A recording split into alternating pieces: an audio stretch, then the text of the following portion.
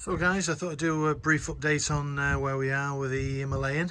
It's currently got about 600 kilometers on the clock. It's had its 500 kilometer service, oil changed, all the filters changed, etc. One of the things I'm not overly sure at, leave me your comments down below in the comment section, is the use of PTF chain loop. Now, I don't know if you guys can see that in the video. I'm not 100% sure on this stuff. It's a dry spray. That's the dealers have put that onto the bike. Dries it sort of a white colour on the chain, a bit sticky to touch, but it doesn't splatter everywhere. How you actually clean that off, I don't know, but I don't know. I'm a bit of mixed views on that one. Anyway, it's had the 500 kilometre service interval. Bike's loosened up a great deal.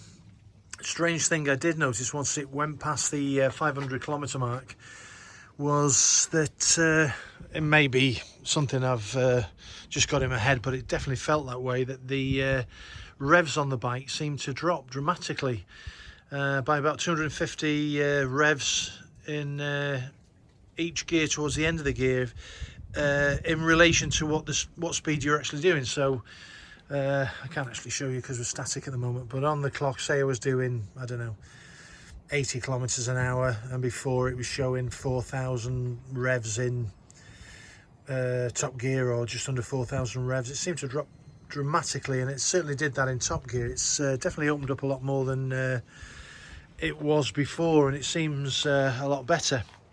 One of the issues I have, and it's an issue you have with all single cylinder long stroke bikes, is the engine noise. Now, it's a strange thing on this bike, because when I had the Royal Enfield Classic 500, I actually loved the engine note of that bike. I could wear an open face helmet and tootle all around all day long, enjoying the sound of the bike and the sounds that the bike made.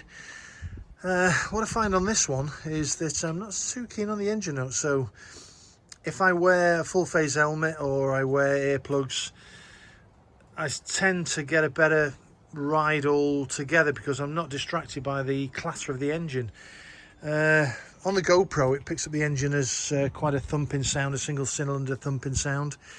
But actually when you're riding it and you're above the engine, the noise coming from the engine forward, especially with an open face helmet, it's a bit clattery.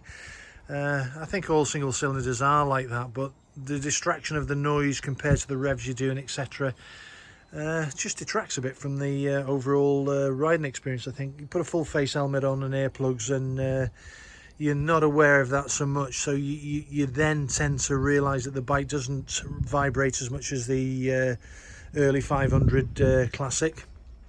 So you've got compensation in that regard. So there's less feedback through the handlebars and the foot pegs from vibrations. They're practically zero under 100 kilometers an hour, about 62, 63 mile an hour. So yeah, all good. That's the only niggle I would have. It's going well. It's I still can't get over the amazing the way the bike steers in on the corners. It's quite unnerving for me in some ways, because I get on the Benelli that's over the other side there, or the big Suzuki, and the Benelli, the front wheel on the Benelli is only 17-inch front wheel, and it's quite heavy on the steering. Although the steering rake is quite steep, the steering itself is quite heavy. It does lean in. It leans in more like a sports bike or a scrambler. But I know it's a big difference when I jump from that over to the Enfield. This wants to just drop into the corners very, very simply with a big 21-inch front wheel. Sometimes it drops in too quick and it catches me off guard a little bit. Not in a bad way, but obviously you need to keep the revs up during a bend and exit the bend at a comfortable high rev to keep the momentum going. One thing I will put out there to you guys, a question.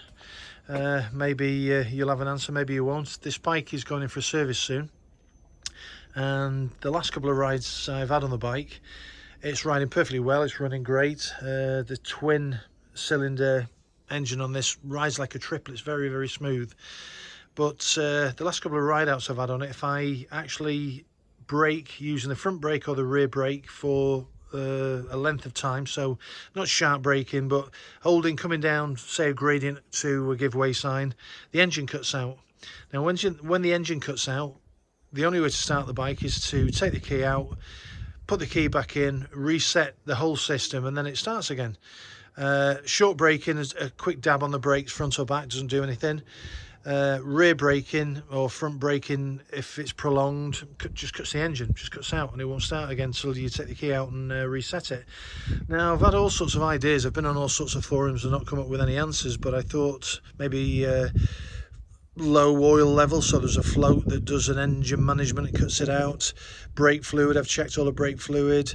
Side stand, maybe bouncing a bit and setting the engine kill on the side stand, but I've checked all of them and they're all fine, so it's a bit of an anomaly. Like I say, it's going in for a service, so that'll be checked on the computer on the plug-in data. But yeah, very strange one. Anyway, guys, I'm going to get a ride out soon, maybe this weekend coming. And we'll get a few local shots of the scenery. The mountains, you can see, we're currently at 8:30 at night. Got a few clouds over the mountains at the back. You can see the trees in the distance dappled with the sunset. It's a very, very nice warm evening. Nowhere near as warm as we normally have for June. I don't know whether the climate's changing or what's happening, but we've got about 25, 26 degrees. Normally we're into the low 30s at the moment, 32, 33. This year it's very, very different. I've got some crazy theories that maybe COVID and a lack of pollution, air traffic, etc. has given us some global change to the climate, but who knows. Anyway, guys, another waffling video, but one to keep you engaged and tell you where I am with the Enfield, and obviously the little Benelli there, and my ventures. The farmhouse I'm doing up for the accommodation and tours.